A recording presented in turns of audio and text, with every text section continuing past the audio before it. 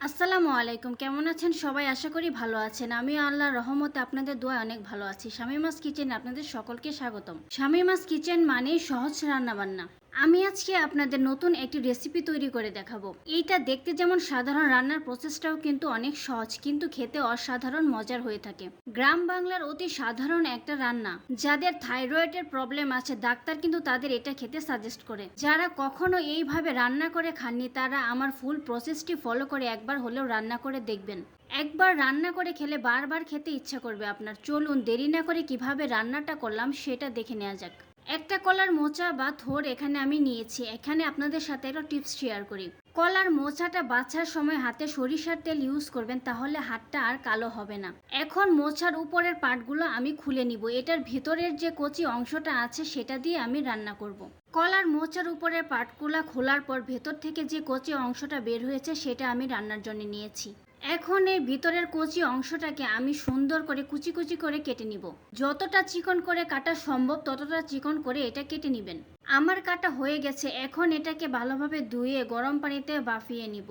কলার মোচাটাকে ভাপ দেওয়ার জন্য এখানে কড়াইয়ে আমি পানি বসিয়ে দিয়েছি। এখানে আপনাদের সাথে একটা টিপস শেয়ার করি। পানিতে যখন বলক চলে আসবে তখন কলার মোচাটা এখানে দিতে হবে, না হলে কিন্তু মোচাটা ঠান্ডা পানিতে দিলে কালো হয়ে যাবে। পানিতে আমার বলক চলে এসেছে। এখন এখানে আমি সামান্য পরিমাণ হলুদ দিচ্ছি যাতে এর কালারটা সুন্দর আসে। হলুদটা দেওয়ার পর কলার মোচাটাকে আমি এখানে দিয়ে দিব। এখন কলার মোচাটাকে আমি 50% মতো সিদ্ধ করে নিব। কলার মোচাটা আমার 50% সিদ্ধ হয়ে গেছে। এখন এটাকে নামে একটা স্ট্রেনারে আমি পানিটা ঝরিয়ে নিব। কলার মোচাটা রান্না করার জন্য এখানে আমি চিংড়ির শুটকি ভালোভাবে ভিজিয়ে রেখেছিলাম, সেটা ধুয়ে পরিষ্কার করে নিয়েছি। আপনারা চাইলে এখানে তাজা চিংড়িটাও ইউজ করতে পারেন বা ইলিশের মাথা দিয়েও এটা রান্না করতে পারেন। এখন এখানে কিছু ইনগ্রেডিয়েন্টস আমি অ্যাড করব। স্বাদ মতো লবণ, 1 চা চামচ হলুদের গুঁড়া, 1.5 চা চামচ মরিচের গুঁড়া, 1 চা চামচ জিরার গুঁড়া। এইখানে আমি চিকন চিকন করে কিছু আলু কেটে নিয়েছি এবং কিছু পেঁয়াজ কুচি এবং কিছু রসুন কুচি আমি নিয়েছি। এখানে আমি কিছু মিষ্টি কুমড়া শাক নিয়েছি। হাতের কাছে থাকলে দিবেন, না থাকলে না দিলেও চলবে, তবে এটা দিলে খুব ভালো একটা টেস্ট আসে। রান্নাটা করার জন্য চুলায় আমি একটা কড়াই বসিয়ে দিয়েছি। কড়াইটা গরম হয়ে আসলে এখানে পরিমাণ মতো তেল আমি দিয়ে দিব।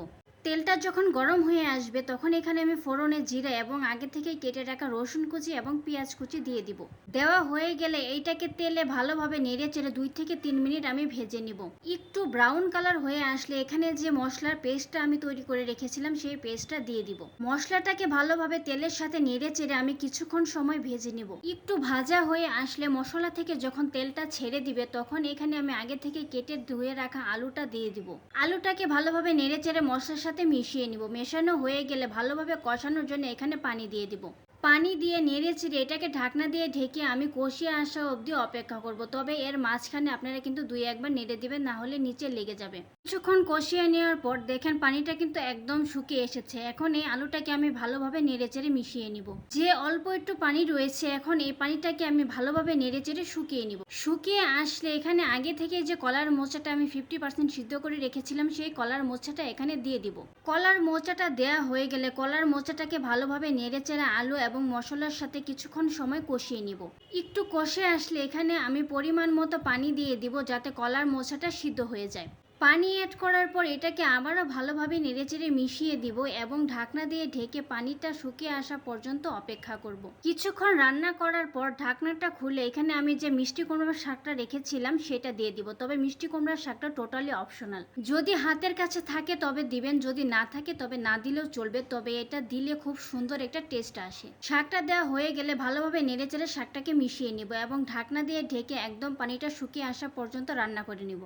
কলার মোচাটা থেকে কিন্তু পানি একদমই শুকিয়ে গেছে, মানে কলার মোচাটা আমার রান্না করা হয়ে গেছে। এখন এটাকে আবারও ভালোভাবে নেড়েচেড়ে আমি একটু মিশিয়ে নেব। এর ভেতরে কিন্তু কোনো পানি নেই, মানে এটা একদম রেডি হয়ে গেছে। এখন এটাকে চুলা থেকে নামিয়ে জাস্ট গরম ভাতের সাথে সার্ভ করে দিবেন। তৈরি হয়ে গেল আমার মজাদার গ্রাম বাংলার ঐতিহ্যবাহী একটা রান্না, কলার মোচা বা কলার থোড়। এই রেসিপিটা শুনতে বা দেখতে যতটা সাধারণ, খেতে কিন্তু অসাধারণ হয়ে থাকে। যারা কখনো এটা ট্রাই করেনি তারা আমার ফুল রেসিপিটা দেখে অবশ্যই একবার ট্রাই করে দেখবেন। ফুল প্রসেসটি অবশ্যই ফলো করতে হবে, তাহলেই কিন্তু এর অরিজিনাল টেস্টটা আপনি পাবেন। ভিডিওটি যদি ভালো লেগে থাকে লাইক কমেন্ট শেয়ার দিয়ে পাশে থাকবেন। নতুন নতুন ভিডিও সবার আগে পেতে ফেসবুক পেজটি ফলো দিয়ে রাখেন। যদি ইউটিউব থেকে দেখে থাকেন তাহলে চ্যানেলটি সাবস্ক্রাইব করে পাশে থাকা বেল আইকনটি অন করে দিন। ধন্যবাদ।